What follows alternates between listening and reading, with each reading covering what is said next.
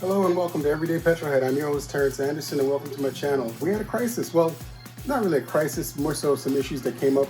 The Lincoln started having some issues. We started getting some codes and the engine is saying that it's misfiring on cylinder 2 and 8. So 2 is 1, 2 somewhere there and 8 is over here. And I'm gonna have to take a quick look in and see what's going on. Hopefully it's nothing too bad.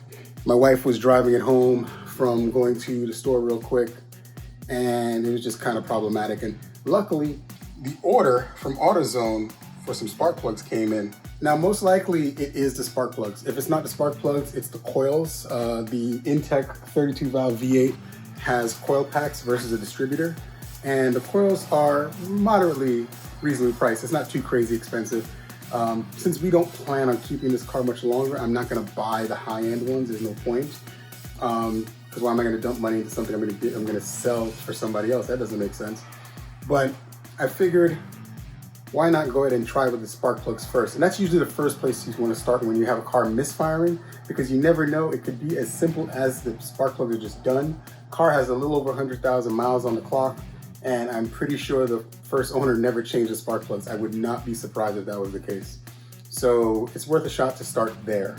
Okay, so the coil packs are out, and according to the code, it said that piston 2, this is 1 and 2, piston 2 and piston 8, which is all the way in the back, are the culprits, the ones that are misfiring, and most likely they're the spark plugs. So, you know, V8 is 1, 2, 3, 4, 5, 6, 7, 8. The coils, and I'm inspecting them, since it said 1 and 2 is bad, 1 and 8 is bad, I'm looking at number 2, and number 2 doesn't look bad, but for all I know, it could be in here, so you never know. And hold on, I gotta go reel Batgirl in. Hey, Batgirl, come back inside here. Hey, come on, Batgirl with the Minnie Mouse shoes, AKA Miss Minnie Mechanic. All right, back inside you go. Bye.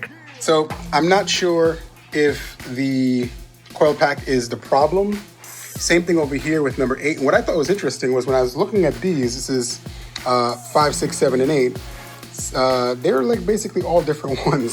So the problem is probably on this side of the car. But again, this one has a very different coil pack from the rest. Doesn't mean it's not gonna work, because it's been working. But the solution in this scenario is usually to first change the spark plugs, try that, and after you change the spark plugs, swap the coils. So what I'm gonna do is, because the solution after you change the spark plugs is to swap the coil packs. That way you can determine which coil pack is actually causing the problem.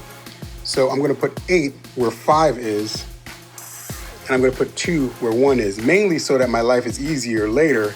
If it is 1 and 5 that's having problems, then I know it's the coil packs. If it's only one of them, I know which one it is. If none of them act up, it was the spark plugs this whole time. All right, so these are the spark plugs. This is 1, 2, 3, 4, 5, 6, 7, 8, and 8 and 2 were the problem children. And as you can see from here, it doesn't look too bad, but bad enough. All of them are kind of worn in different ways, but what I'm noticing actually is that 7 and 8 seem to have had the most tortured. Like this is 8, looks like it's burning oil. 7 looks like it's burning oil as well. So, you know, can't really expect too much. I mean, we didn't really have to pay much to get the car. Just kind of covered us for now, and it's gonna cover us for a few more months. This is what the new spark plugs look like. And if we can get it to focus, a lot cleaner, a lot nicer, and we will see how this goes. Hopefully this solves the problem. All right, the coil packs are in, and like I said, I put number 8 in the 5th position, so the other ones are back there, and I put number 8 up front in the 5th position, and I put number 2 in the 1st position. That way we can tell when we fire it up, if it doesn't work, we know it's those 2 coils, and then we'll check the coils on the codes that come back. All right, looks like we might have solved this one for right now. We're gonna take a look and see. Car's warming up, engine's sounding smooth. I'll run some codes in a moment. wife's gonna tap it. Go ahead, babe.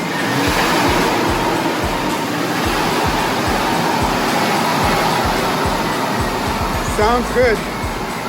So hopefully this solves it. All right, so no codes on the dash as we check the dash. That's a good sign. And my other mini mechanic, hey, Xander. Dude, what's going on? Did we fix it? Yeah, all right. All right, and I'm checking in dash command real quick just to see if there's any other codes. It's one of the many reasons I don't like Android devices, but whatever, it works for me for right now. What you doing? You pointing to how fast you want to go? All right, so I still have these codes. I'm not sure what they mean, but what I'm going to do is I'm going to clear the codes in case there's anything just sitting that's been there forever. And then once those are out, we're gonna run the car for a couple of days. And after the readiness monitoring system runs its checks on everything, we'll see what's left. Hopefully those codes that are stored that are in there will go away, because as you saw when I first got this car, it had no codes whatsoever. Failing that, I may have to talk to one of my mechanic friends to clear those out. But as of right now, there's nothing on the dash, car's behaving.